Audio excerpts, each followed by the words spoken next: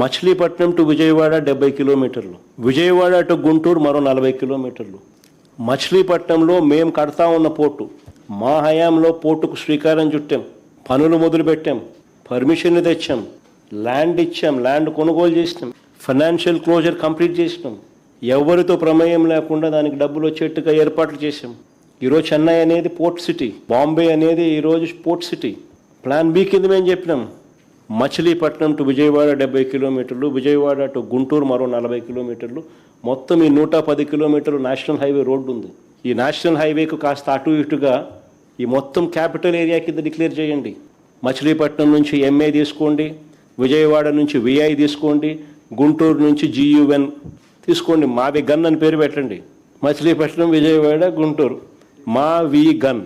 సరే, గన్ అంటే బాగుండదు నీకు, అది జగన్ అనేది గుర్తుకొస్తుంది లేననుకుంటే సరే వేరే పేరు పెట్టండి. బ్రహ్మాండమైన 110 కిలోమీటర్లు క్యాపిటల్ ఏరియాని డిక్లేర్ చేయండి కారిడార్ కింద.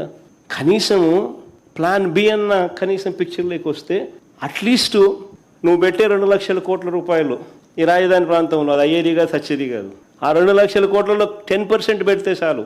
ఈ మచిలీపట్నంకు, ఈ విజయవాడకు, ఈ గుంటూరు మధ్య కనెక్టివిటీ కోసం, రింగ్ రోడ్లు, ఇతరాతర పనుల కోసం, ఇతర మౌలిక సదుపాయాలు, చిన్న చిన్న మౌలిక సదుపాయాల కోసం 10% పెడితే చాలు. మాట్లాడుతూ ఉంటారు నాయకుడు. అసలు రాజధాని అనేది దేశానికి ఉంటుంది, రాష్ట్రాలకు ఎక్కడైనా రాజధాని ఉందా చట్టంలో అని ప్రశ్నిస్తా ఉన్నారు. ఇది నవ్వుల పాలవుతున్నారు. ఇవాళ నేను నిన్న చూశాను అక్కడ సోషల్ మీడియాలో కొత్తగా ఆయన కాయిన్ చేశాడు. ఏంటది? మూవీ గనట.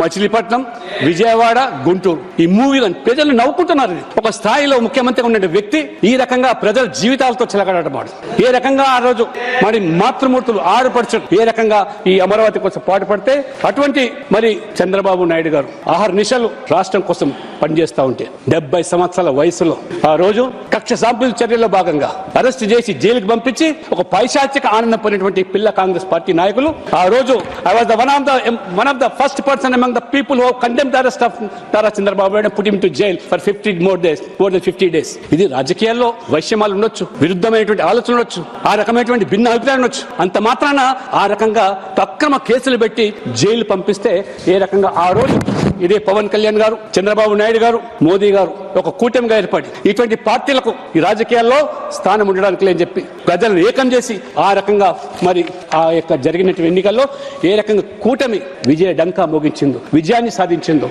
ఇవాళ ప్రజలు గమనిస్తాను.